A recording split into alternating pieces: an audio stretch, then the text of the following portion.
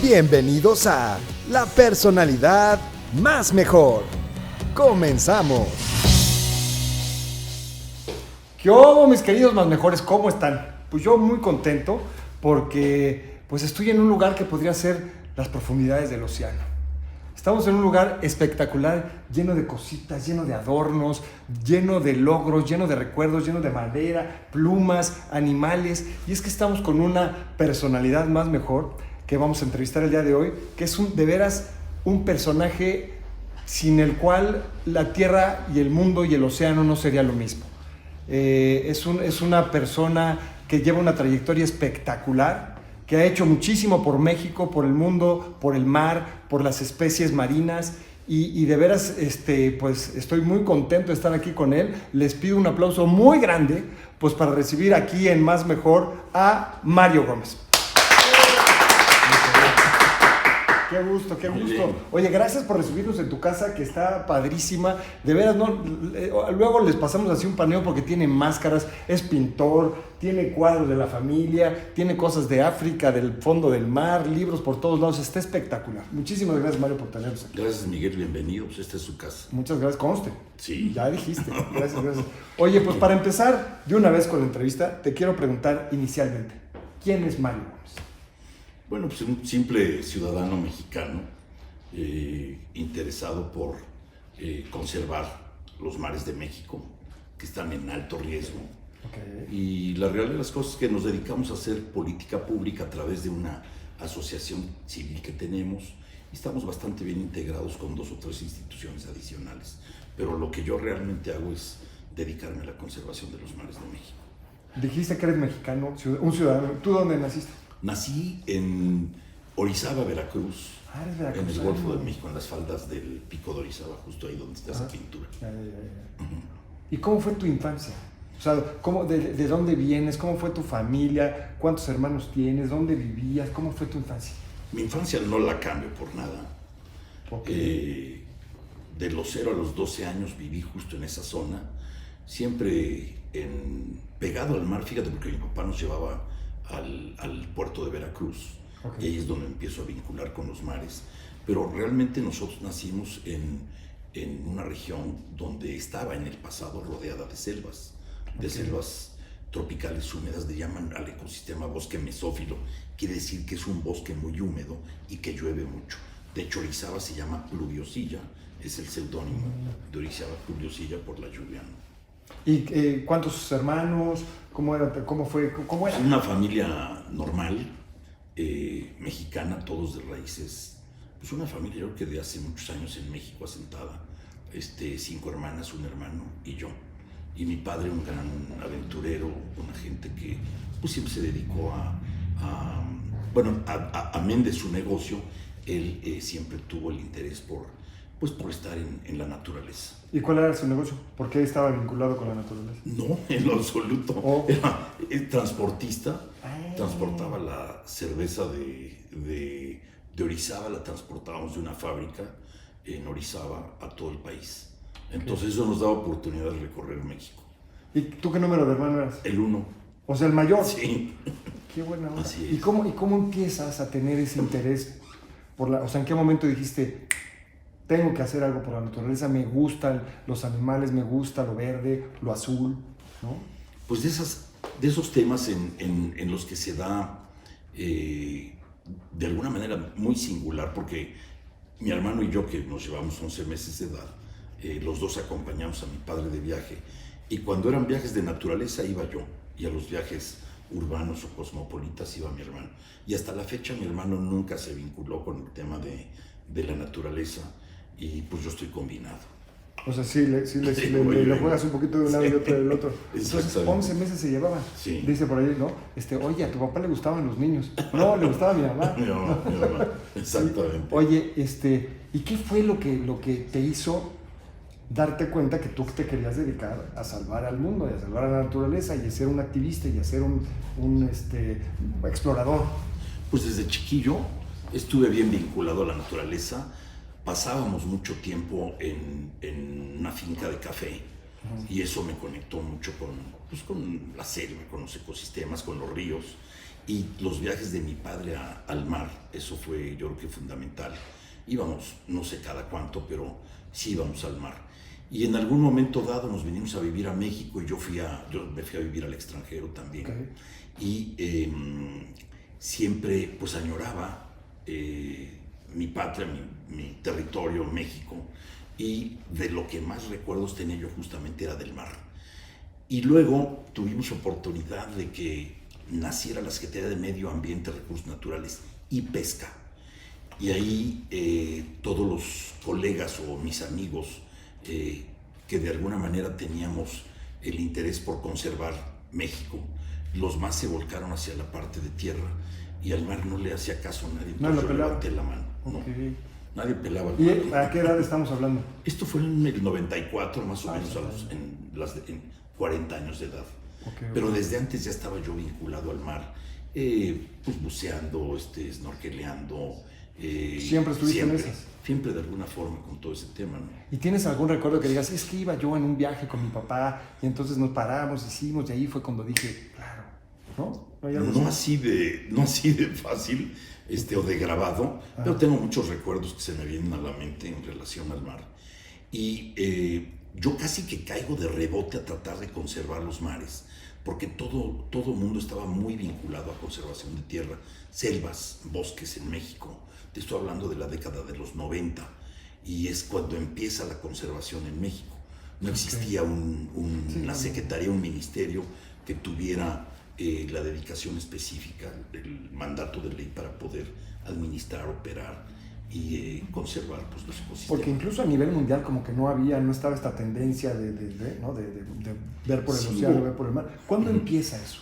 Bueno, en tierra hubo pioneros como Teddy Roosevelt en Estados Unidos, que fue, yo creo que de las primeras personas mundialmente hablando que se empezó a preocupar por conservar ecosistemas, pero eran básicamente terrestres. ¿Esto en qué época? Esto pues, a inicios del siglo XX, por así decirlo, fueron de los primeros temas. Y en el caso específico de México, Lázaro Cárdenas, presidente, en la década del siglo XX también, 1940, cuando era presidente, empezó a hacer una especie de símil de las acciones que había generado Estados Unidos y nacen los primeros parques nacionales en México en esos años. Okay. Pero todo en tierra. Y el tema de mar empieza a cobrar forma también. Yo quisiera pensar que en la década de los 80, en términos de conservación, muy tarde, y con una diferencia grande. ¿Pero y por qué no pelan al mar o por qué no lo pelaban? Pues bueno, yo creo que la gente en México sigue en igualdad de condiciones. Tú vas al mar y te vinculas con el mar probablemente en Semana Santa, en la Cuaresma, porque comes del mar, ¿no? Y cuando vas de vacaciones. Pero el mar lo conoces básicamente de arriba, en la pura superficie. Y abajo el mar es muy rico y pues es un gran proveedor de oxígeno, captura CO2. Entonces es un ecosistema tan complejo que es poco investigado, se sabe poco de los mares. Y en la década del 2020 es cuando yo siento que despierta, desde antes, un poquito antes, como en la década de 2010 y demás, despierta fuerte ya el interés por conservar los mares, porque había una amenaza latente en ese momento que también estaba surgiendo y había que generar una especie de contrapeso. Más que por interés, por preocupación, ¿no? Por preocupación, que es la industria pesquera, ¿no? Oye, ¿y tú qué estudiaste? Yo estudié administración de empresas y soy financiero de toda la vida. O sea, ¿cuál es tu vida, digamos, laboral? Financiero. ¿Financiero? Sí, financiero. Porque el conservacionista yo creo que no se puede vivir muy bien, ¿no? No, como que no deja, entonces te medio tienes que inventar el tema para poder de alguna manera avanzar. Y el tema de conservación en México estaba básicamente atendido por biólogos. Y ahora es ya toda una mezcolanza, sí. Ahora yo creo que hay muchas disciplinas que están involucradas y eso fue un cambio radical y de mucha importancia, porque hoy están mezclados abogados, economistas, gente con diferente visión, no nada más la visión del biólogo que se dedicaba a la conservación. Y hoy yo creo que una de las grandes oportunidades que tienen los ecosistemas, llámese terrestres o marinos, es que tarde que temprano van a empezar a ser referidos en términos económicos, Entonces, los ecosistemas capturan CO2 y el CO2 tiene un valor. Hay bonos de carbono, esos bonos se pueden comercializar en el sistema financiero o para neutralizar la huella de una empresa que es altamente contaminante, efectivamente. Okay. Oye, y se habla mucho de ecologistas y conservacionistas. ¿Y cuáles son las diferencias? Digo, para los que no sabemos de estas cosas, ¿no? Había un doctor, un conservacionista importante, y decía que el sociólogo era el equivalente al ecólogo y el socialista al ecologista, ¿no? Entonces, ese era una especie de símil que referían esos términos. Y en mi caso específico, yo no soy biólogo, aunque sé de... Sí, ya has de haber estudiado, ¿no? Y aparte, sí, hands-on, sí, ya has de haber estudiado. Pero yo me considero como naturalista, ¿no? Un naturalista, un interesado en el mar, en todos los ecosistemas terrestres, desde luego, y toda la vida me ha gustado estar en la naturaleza. No, y aparte, pues apareces por muchas partes en internet, y en muchas de ellas te nombran como explorador. Sí. ¿Te gusta ser explorador? Sí soy.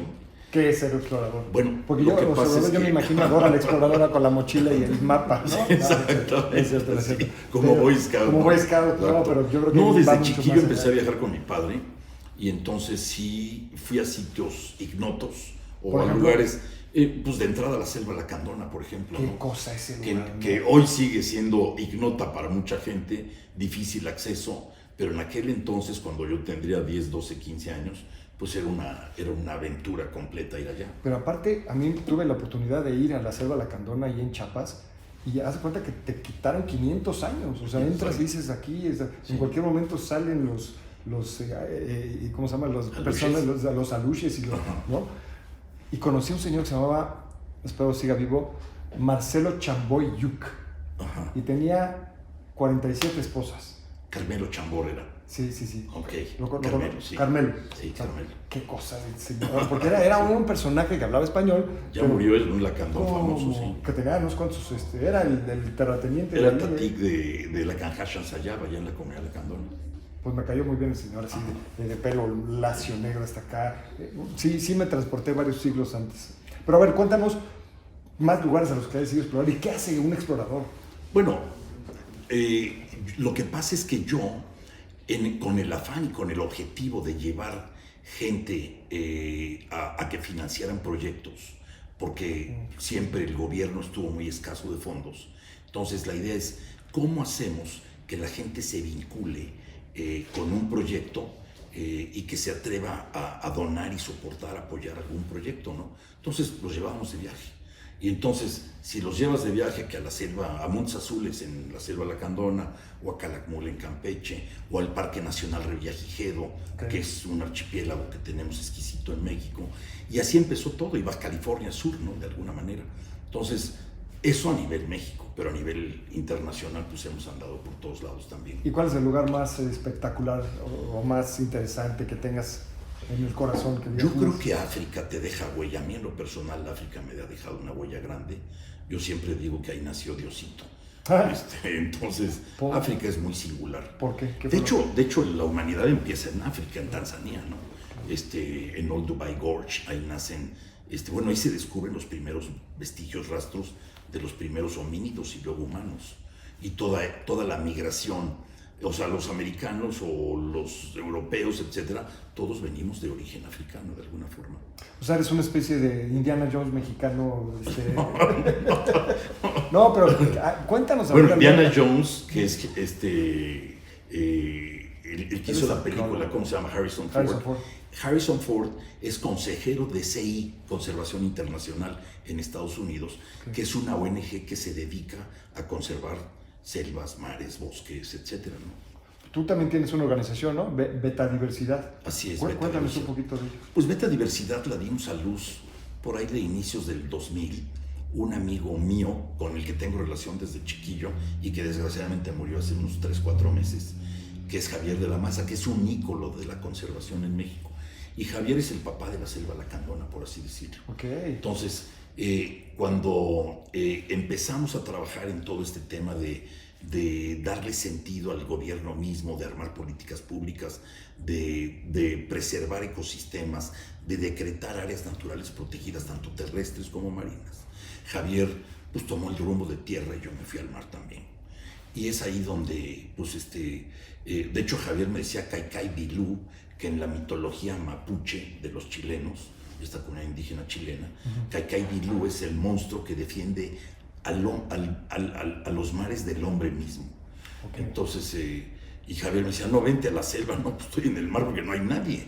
Y esa fue una realidad. Entonces, pues teníamos la visión de conservación de mares, identificamos con lujo de detalle cuál es la problemática, cuáles son las oportunidades para poder de alguna manera conservar pues estos mares, ¿no?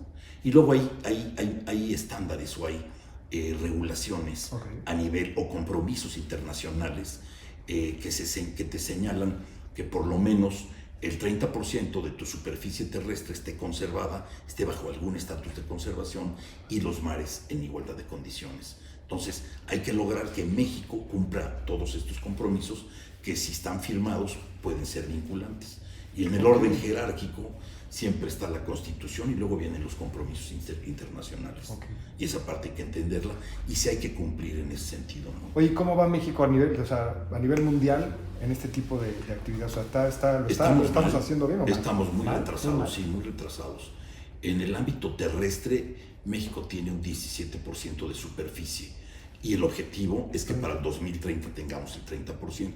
Y en el caso de mares es más grave. En el caso de mares solo tenemos el 5%. Y hay que vamos a echarle ganitas, Oye, ¿y cuál es el país que está a la vanguardia? Chile en términos de mares, Chile es un país que tiene el 43%. Panamá, pero es pequeñito, Panamá tiene el 53% de sus ecosistemas marinos. Oye, los estadounidenses. Estados Unidos tiene, pero como es grande en costas, en litoral, la zona económica exclusiva, pues debe andar por niveles del 7%.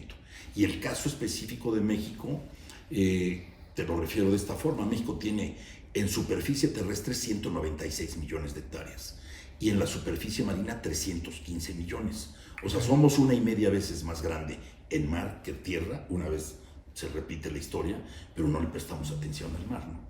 Y el mar solo está protegido en un 5% y ahí es donde hay que trabajar. Oye, ¿y qué pasa en las zonas que no son de nadie? O sea, porque México tiene su parte, ¿no? ¿Cuántas son? 20 millas, una cosa así. El mar territorial va de la costa a 12 millas y la zona económica exclusiva va de la costa a 200 millas. ¿Y luego? Entonces, después, en la milla 201 en adelante, que son alrededor del 60% de los mares del planeta, y ahí se agrupa el 50% de la biodiversidad marina, eso no es de nadie. Y no existe al día de hoy legislación. La semana pasada en Nueva York se firmó un tratado que se llama BBNJ, Biodiversity Beyond National Jurisdiction, biodiversidad más allá de las fronteras de los países, para que se empiece a regular la alta mar. Esta es la alta mar. Buenazo, entonces, ¿no? sí, ya es un primer ejemplo en ese sentido. Y pues ya hay una buena cantidad de países, firmaron 80 hasta el día de ayer.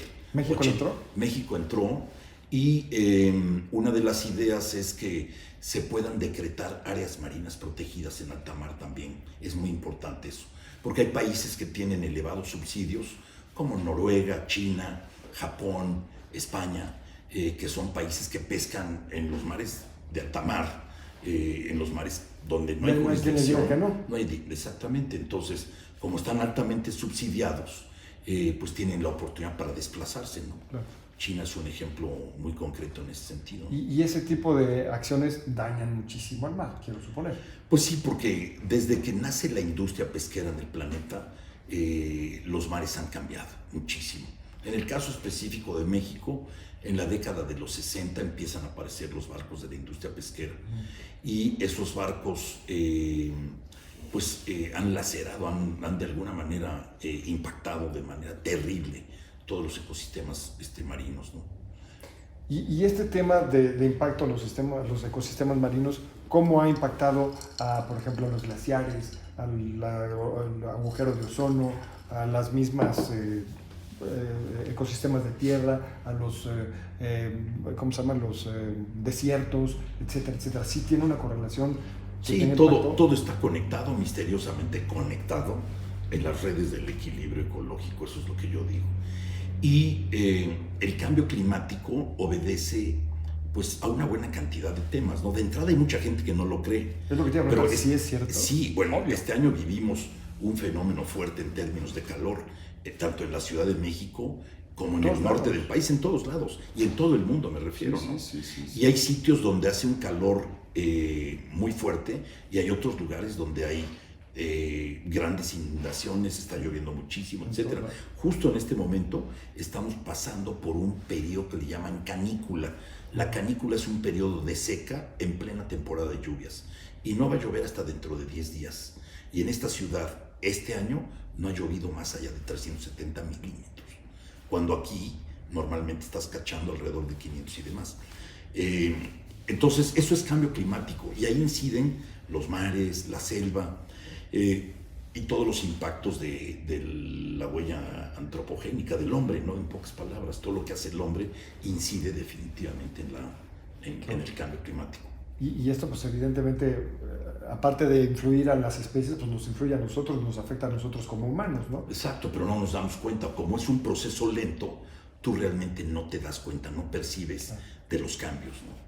No, y aparte, yo lo pienso y digo, bueno, sí, todos a favor de lo azul y de lo verde, de la conservación y de las especies, pero a final de cuentas prendes el foco de la luz, te subes a tu coche, aire acondicionado, sí. ¿no? Botella de PET, ¿no? Y pues estás contribuyendo, aunque digas que no, a que eso siga pasando, ¿no? Totalmente. Y por ejemplo, a mí hay algo que me mueve mucho y que digo, ¿será posible que exista esto? Una isla de PET que está, creo que entre Estados Unidos y Hawái, o no sé dónde. Es un mito. ¿Es un mito? Sí. Ay, qué bueno. Es una cortina de humo que inventan países industriales como Noruega para distraer la atención de la gente. Por ejemplo, en México la gente dice, hay diferentes iniciativas para el tema de mares, ¿no? Uh-huh. Y una de ellas refiere que los plásticos son una problemática importante en los mares, y no lo son. Eso es lo que te iba a preguntar. Sí. Por ejemplo, en el Golfo de México, donde descargan una gran cantidad de ríos y que descargan aguas residuales municipales o de lo que fuere, y descargan plásticos, ahí sí. Pero en el Mar de Cortés, en el Pacífico de California Sur, no tenemos plásticos. Y eso es porque países industriales como Noruega, que refieren la pesca industrial, inventan una cortina de humo para distraer la atención de la sobrepesca y dicen, no, pues dediquémonos a los plásticos. No digo que no haya un problema de plásticos en el mundo, pero la isla que tú refieres, yo que he andado en los mares del planeta, no la conozco, nunca la he visto y no conozco a una persona que la haya visto. Y sé que hay fotos, etcétera, etcétera, y que recientemente... No, hay videos que se ven así pisos y pisos, pero, metros y metros. Sí. Sé que en Canadá hace unos días o semanas, sacaron una gran cantidad de plásticos. Porque hay un chavo, ¿no? Que está haciendo, que tiene unos barcos que tienen así como, y que va levantando. Ese mismo, sí. Ese cuate. Porque luego suena mucho que los popotes. Y luego ya en todos los restaurantes hay popotes ¿sí es un tema los popotes? Pues digo, yo siento que no es una solución. Lo que tienes que primero ver es cuáles son realmente los problemas que tiene el mar. Y el mar tiene, básicamente, ¿cuáles son? Pues tiene dos muy claros, ¿no? La sobrepesca industrial y luego un potencial monstruo que está por aparecer, que es la minería submarina.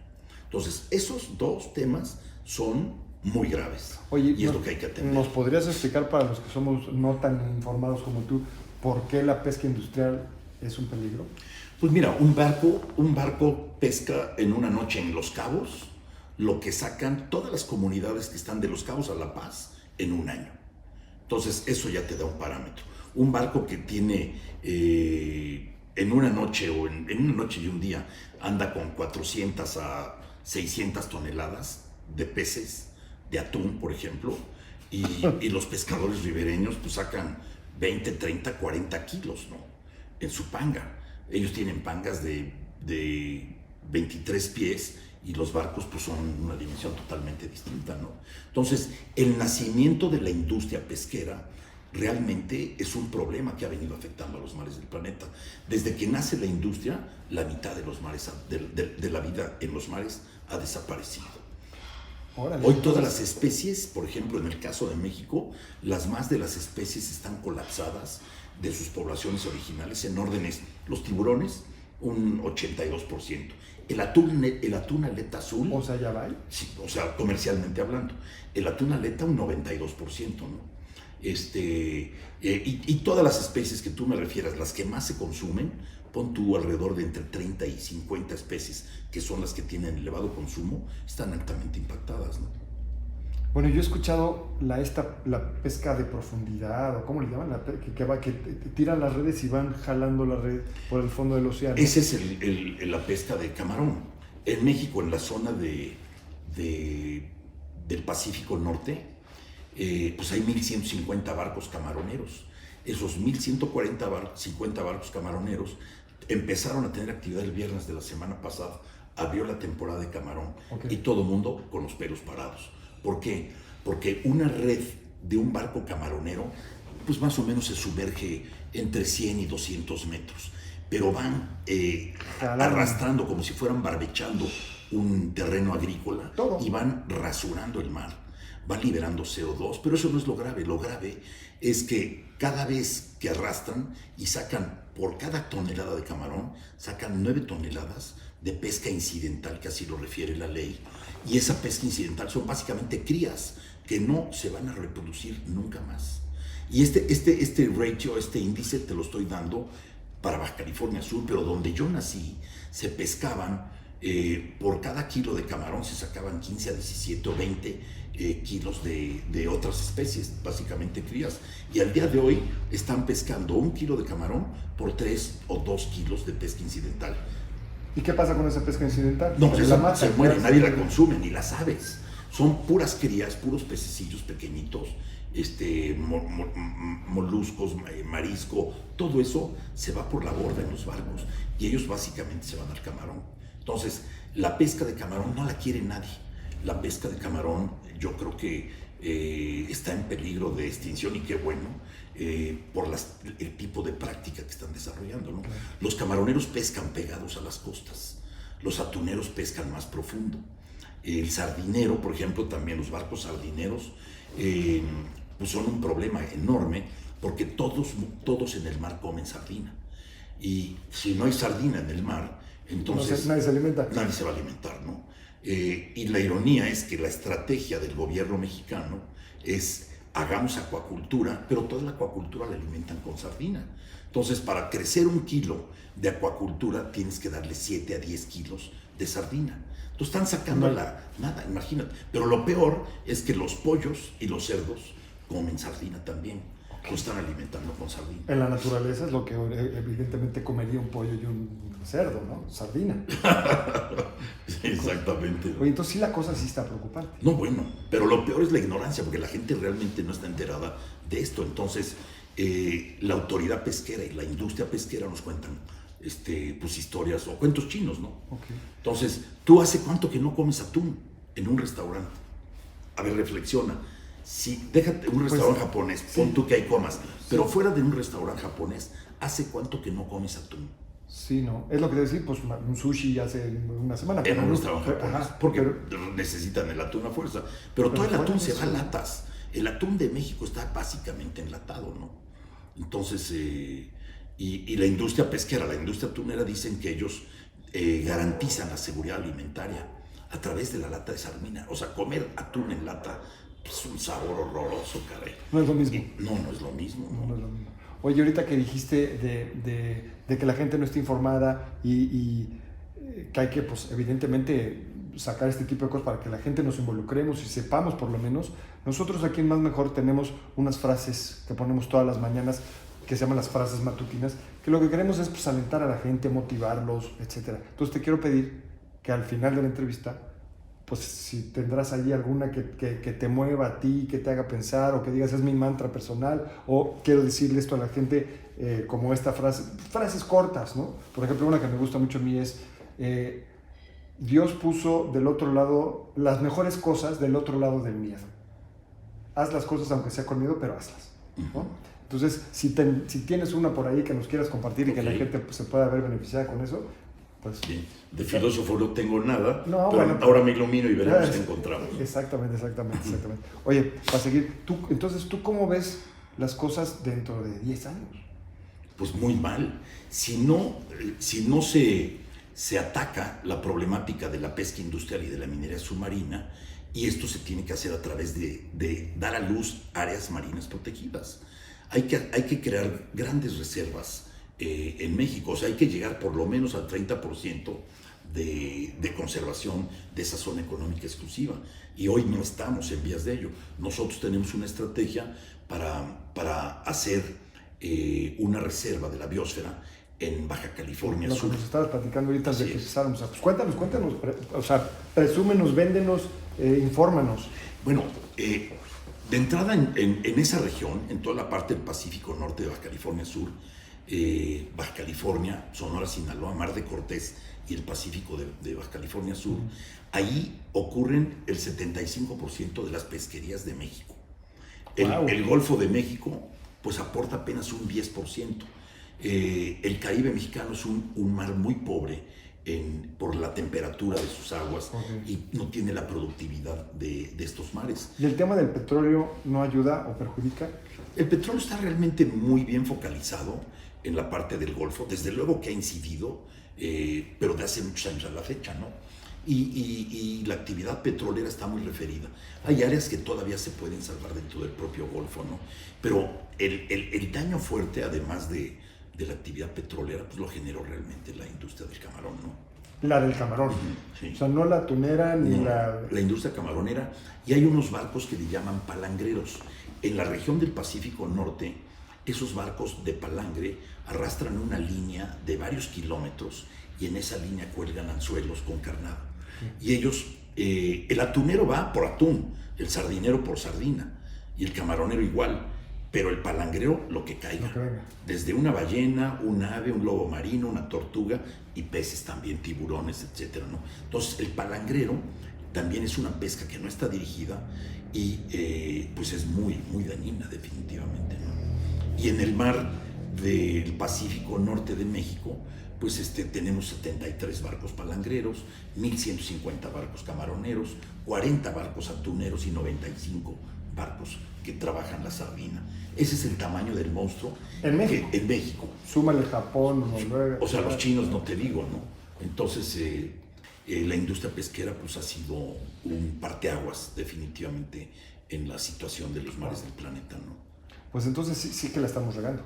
100%. Ahora, y hay mucho, la voracidad por el capital, la voracidad de los países por llenarse los bolsillos, pues ha sido enorme. Y, o sea, por ejemplo, Noruega pesca krill, y el krill en la Antártida lo utilizan para pues, cremas y todo este tema de faciales o alimentos de estos especiales, etcétera, etcétera. Entonces, siempre es explotar, explotar, explotar, sin considerar que están generando un desequilibrio de alguna forma, ¿no? Qué fuerte. Oye, pero nosotros, aquí en Más Mejor, queremos siempre ver en los problemas oportunidades, en lo malo lo bonito y en lo feo lo que puede ser rescatable. Entonces yo supongo que hay gente como tú que ante estos problemas está haciendo cosas buenas. Ahorita ya hicimos una radiografía de lo que está pasando mal, pero yo quiero suponer que hay países que están haciendo cosas buenas, hay personalidades como tú que lo están haciendo más mejor. ¿Qué cosas buenas se están haciendo? Bueno, en el caso de mares, la estrategia está equivocada y hay que ir por áreas marinas. Hay que hacer reservas en los mares, llámense parques nacionales o reservas de la biosfera, ¿no? Eso es lo que procede y de gran tamaño. No lo estamos haciendo. La propuesta de la reserva que tenemos representa el 7% de la zona económica exclusiva de México. Y me voy un poco para atrás. La conservación de mares, la estrategia de conservación de mares y costas en México empieza en la década de los 80 y ahí, esta es la ironía del tema, nosotros protegíamos islas, por ejemplo las del Golfo de California, del Mar de Cortés. Todas esas islas quedaron protegidas con un decreto, pero el decreto solo refería la parte insular, o sea, la isla como tal, no 2 kilómetros de polígono de mar, sino solo las islas. Y esa era la estrategia de conservación de mares. Y se protegían porque las playas, de alguna manera, representaban para algunas especies, para las tortugas, zonas de anidamiento, las aves, el lobo marino, las focas, etcétera, etcétera. Así fue como nace esa conservación. Pero luego nos damos cuenta de que alrededor de las islas ocurrían fenómenos interesantes. Okay. Se agregaban especies de peces y de todos los habitantes del mar, y se agregaban para alimentarse o para reproducirse o para vivir ahí, y que cuando alcanzaran una talla muy grande, esas y ya no cupieran en esos lugares, salían y colonizaban otras áreas. Wow. Entonces, ahí empezamos a dotar a las islas de un polígono de 2 kilómetros, de 5 millas, y así empiezan a nacer pues toda la actividad de conservación de mares, ¿no? Oye, cuando dices empezamos o hicimos, ¿a qué te refieres? ¿Tú y quién más? ¿O cómo, pues bueno, nace la institución, nace Semarnat. Okay. Y ¿Que tú tuviste algo que ver ahí? Semarnat era Secretaría de Medio Ambiente, Recursos Naturales y Pesca, y luego dimos a luz la Comisión Nacional de Áreas Naturales Protegidas, wow, pero con un enfoque mucho más de conservación a tierra y poco al tema de mar, ¿no? Entonces, ahí se empiezan a establecer las primeras estrategias de vamos por los mares.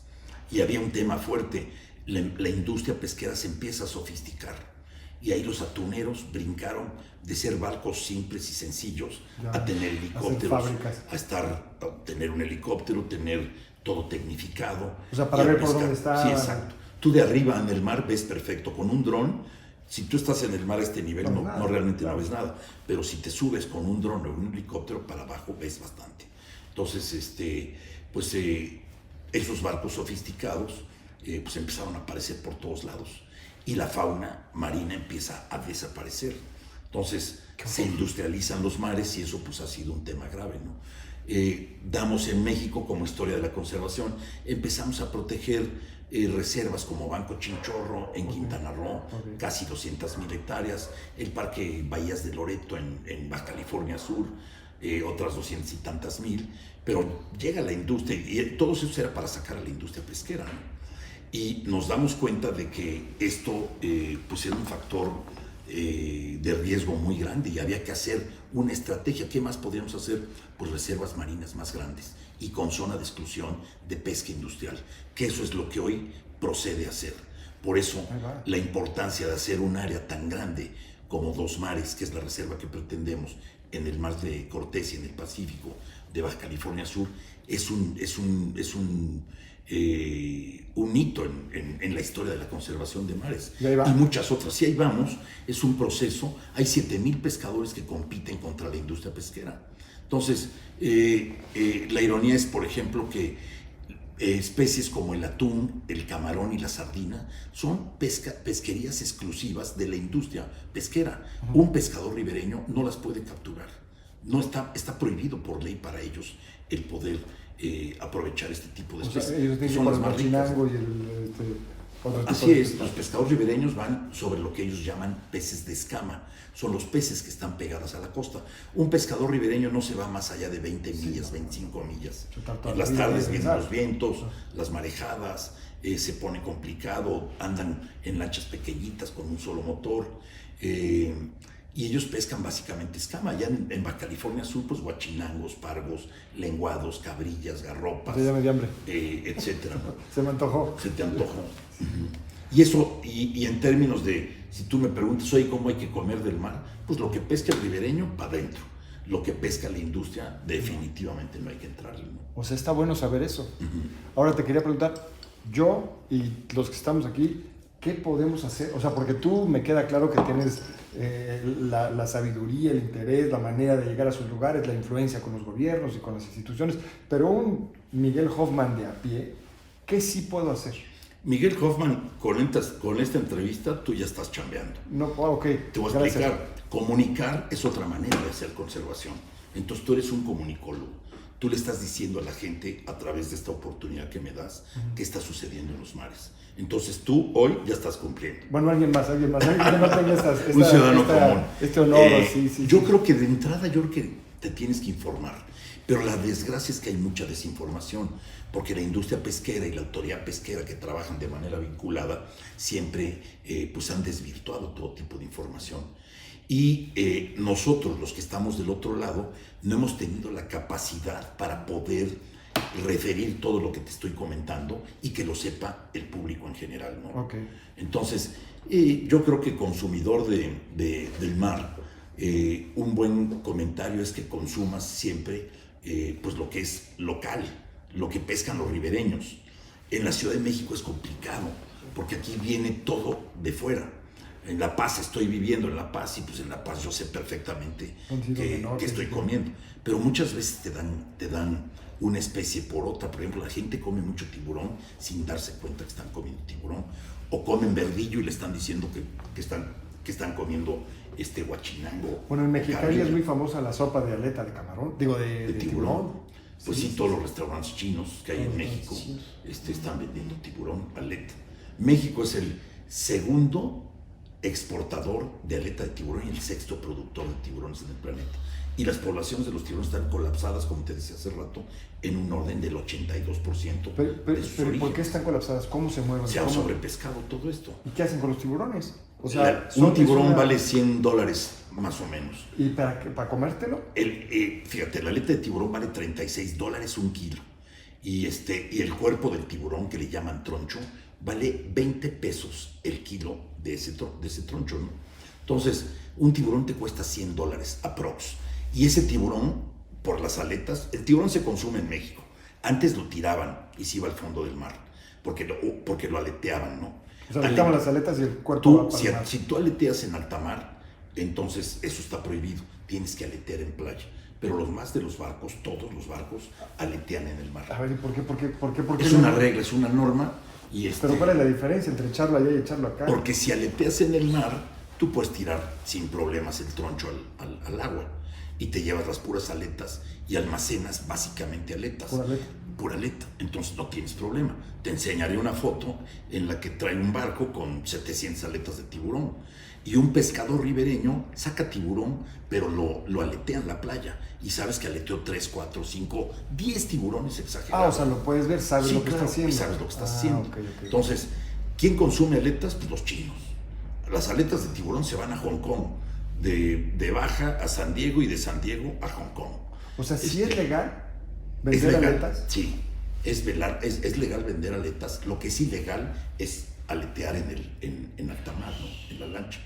Entonces, ese es un tema muy fuerte y trabajamos con una comunidad en Baja California Sur, que son ellos pescadores de tiburón desde hace 7 generaciones, y la idea es invitarlos a ellos, que es lo que estamos haciendo, a que participen en hacer turismo. Entonces, y les decimos, oye, si vamos a nadar con tiburones o snorkelear con tiburones, ¿cuánto le sacas a una lancha de tiburón? Un tiburón muerto $100, y si vamos a un día y llevas la lancha llena, estás cobrando $350, $400. Entonces, ese tiburón vale mucho más vivo. Claro, que está dando $400 diarios. Y ellos trabajan la mitad, ¿no? Del tiempo y tienen menos riesgo y demás. Entonces, ese proyecto va jalando bien y en orden. Entonces, este año arrancó la temporada de tiburón el 1 de agosto y esa comunidad de Agua Amarga dijo, ya no quiero pescar tiburón, me voy a dedicar a hacer turismo. A ellos hay que llevarles turismo.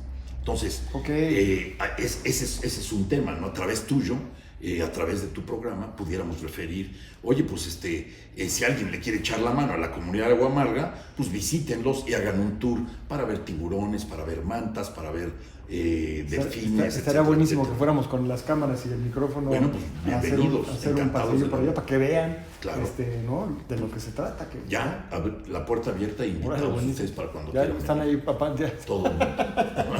Ya se apuntó allá. Oye, también a la hora de hacer la tarea y de las pláticas que hemos tenido, has ganado bastantes premios, pero uno en particular, el Lifetime Achievement.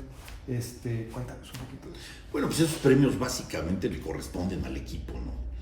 ¿Tienes un equipo grande? Pues somos alrededor de, yo creo que unas 20 y tantas personas. Somos pequeñitos, no somos una ONG. Bueno, aquí hay una persona de tu equipo. Aquí hay una persona del equipo, Natalia. Y sí somos pocos, pero eficientes.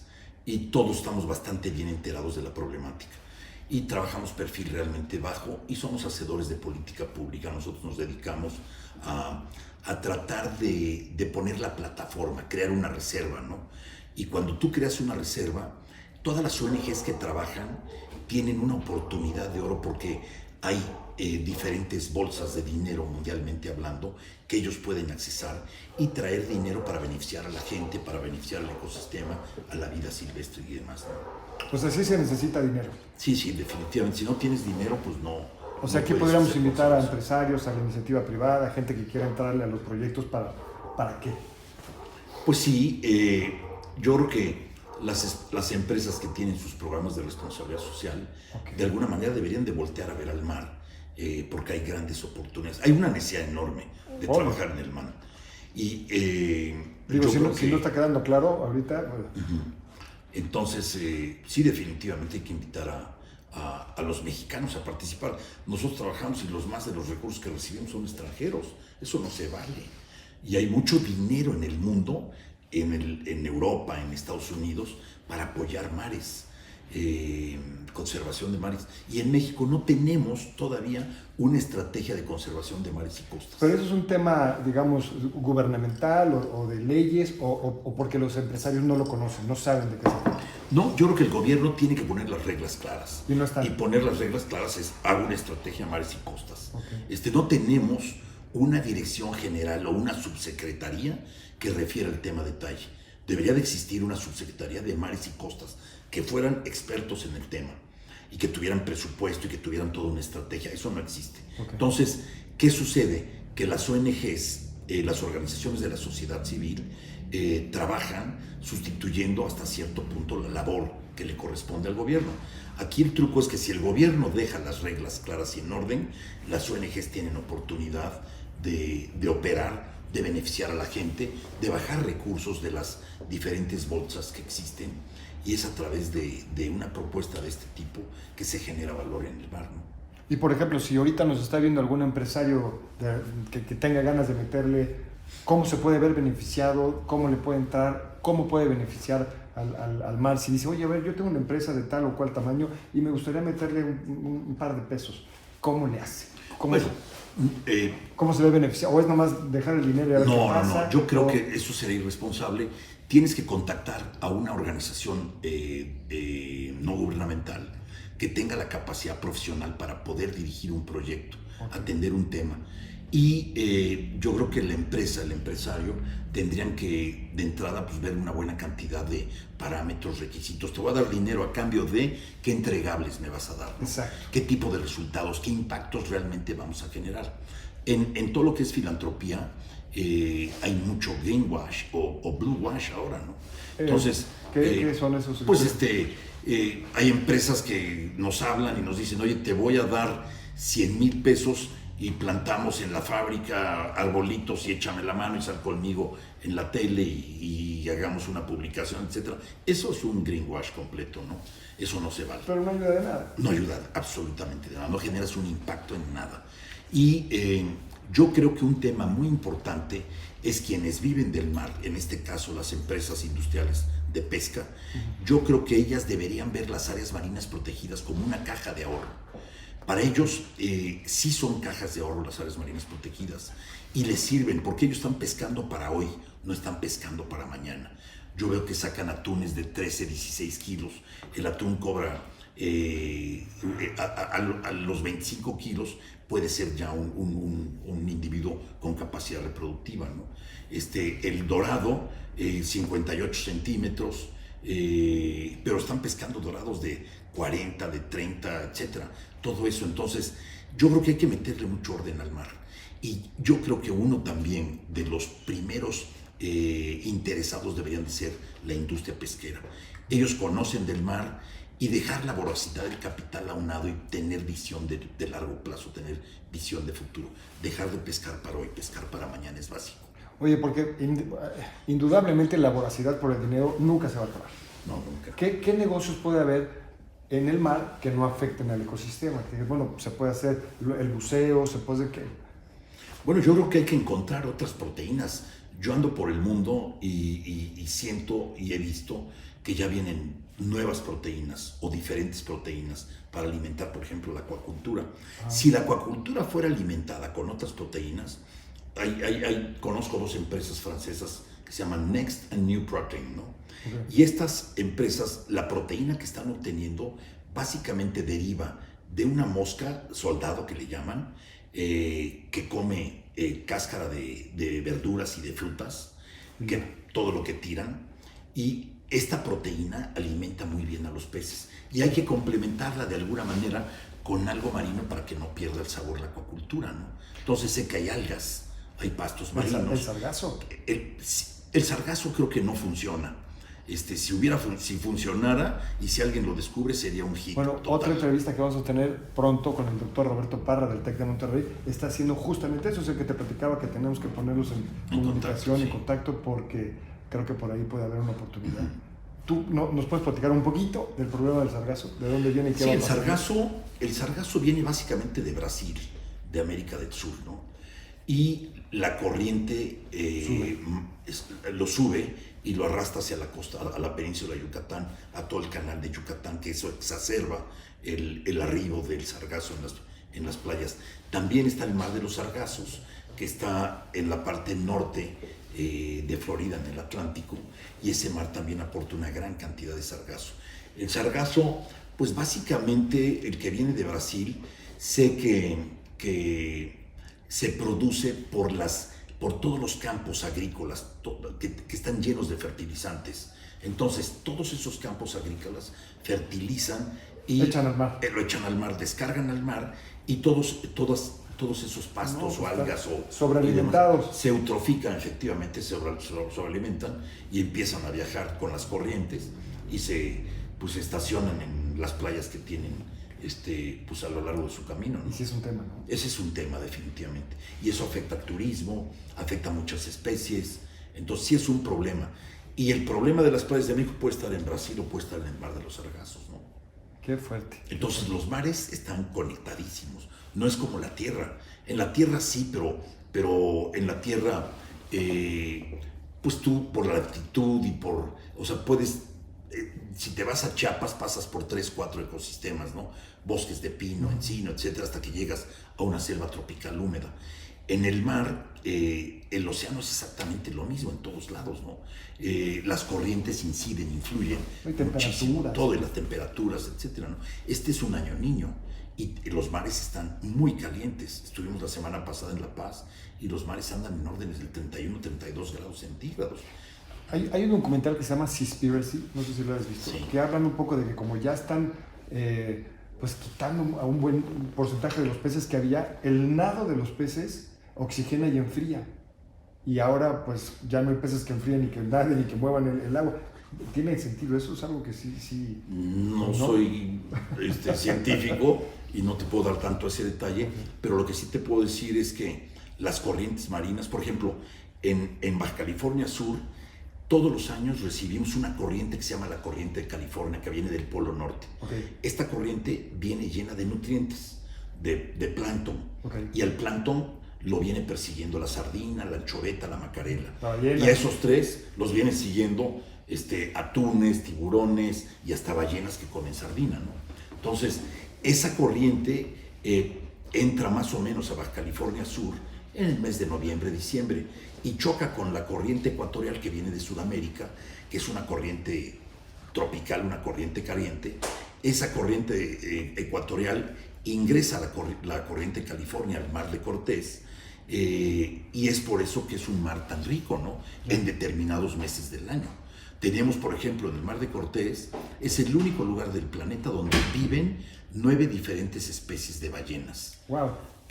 Australia es el número 2 con 7, pero aquí tienes 9 gigantes. Tienes ballena azul, que es el animal más grande del planeta, ballena de aleta, que es el número 2 del mundo, y luego viene un dinosaurio, ¿no? Entonces, tienes ballenas grises, tienes ballenas jorobadas, ballenas de Bright, ballenas cachalotes, tienes orcas, tienes de todo, ¿no? Y es que, ¿cuántas veces no lo hemos platicado? Bueno, en general la gente, México lo tiene todo, ¿no? O sea, creo que ese es el momento de que volteemos y digamos a ver qué podemos hacer por México. Lo que platicábamos ahorita antes de la entrevista, el por qué surgió Más Mejor, pues porque México es un país más mejor y tenemos que tener en la conciencia que pues tenemos que ir hacia adelante, ayudarlo, poner nuestro granito de arena o nuestras toneladas de granitos de arena, pues para que esto sea algo mucho mejor, ¿no? Tenemos 11,000 kilómetros de litorales, 315 millones de zona económica exclusiva y no estamos trabajando ahí. Hay que entrarle al tema fuerte y en orden. Hay que informar a la gente, gracias a estos programas como ustedes, que ustedes están haciendo conservación a través de comunicar. Es otra manera de hacer conservación.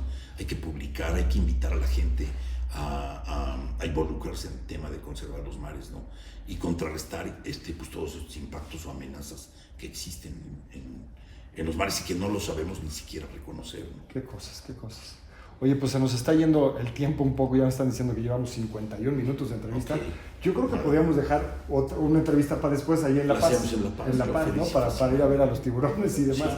Pero pues me quedan muchas preguntas, que nos platicaras de la vaquita marina, de lo que hiciste, esos esfuerzos, cosas que has hecho, pero bueno, ya estaré en otra ocasión.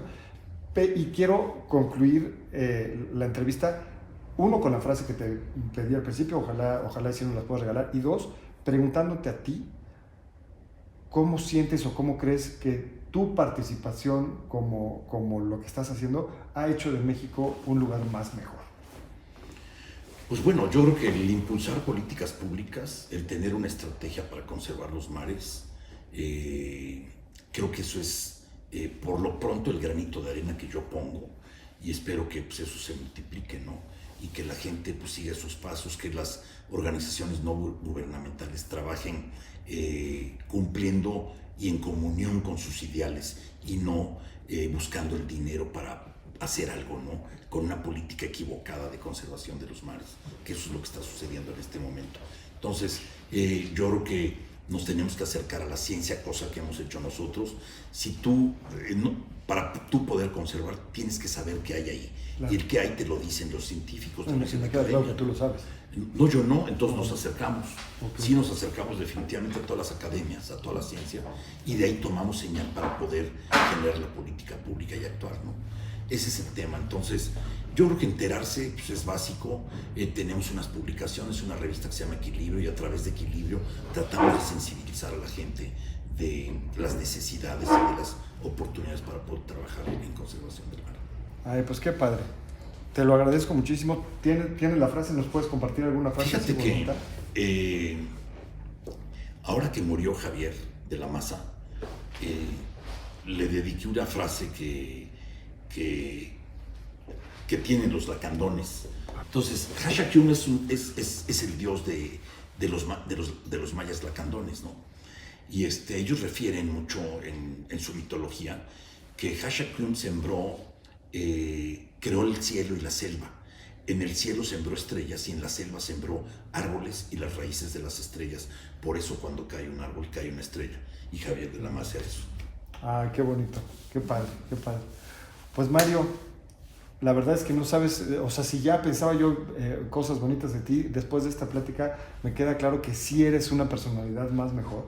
En nombre de todos los que estamos aquí, y yo creo que de las especies del mar y de los mexicanos y del mundo, pues te quiero felicitar y agradecer por esta labor que por lo que veo es incansable, que no va a tener un final hasta que pues, logres muchas más cosas que ya estás logrando. Te quiero agradecer muchísimo la oportunidad de venir a tu casa, la oportunidad de que nos estás dando para poder decirle a toda la gente lo que tenemos que hacer, lo que podemos hacer y lo que estás haciendo. De veras te lo agradezco muchísimo, te felicito por ser una personalidad más mejor para México. Yo también te pediría que se corra la voz más mejor y que a través de este conducto de ustedes, de este programa, pues podamos alcanzar a mucha gente y los que estén interesados, pues que se reporten con nosotros o que en sus localidades identifiquen a las ONGs que están trabajando en pro del tema, ¿no? ¿Dónde te pueden encontrar? ¿Dónde se pueden meter a tus páginas? ¿Cuáles son tus redes? Está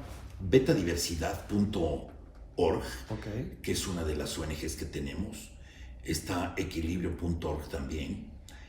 Orcas, ORGCAS, orcas.org, que okay, es quien trabaja con los pescadores ribereños de Baja California Sur. Que son los videos que me estabas Exacto. Entonces, a través de esas redes, y las dejamos si quieres, sí, claro, ya luego anotadas, sí, y te vamos a dar un documento que refiere todo lo que te he explicado ahora, y con ese documento podrás de alguna manera iluminar tu presentación. Pues muchas gracias. Okay, pues, te agradezco, creo que es un privilegio para nosotros de haber estado aquí platicando contigo. Te felicito y te agradezco muchísimo. Al revés, muchas gracias. Él es Mario Gómez, por favor, un aplauso y muchas gracias. Queridos más mejores, nos vemos en la próxima el domingo que entra. Gracias. Esto fue La Personalidad Más Mejor. Gracias por acompañarnos. Nos vemos en la próxima.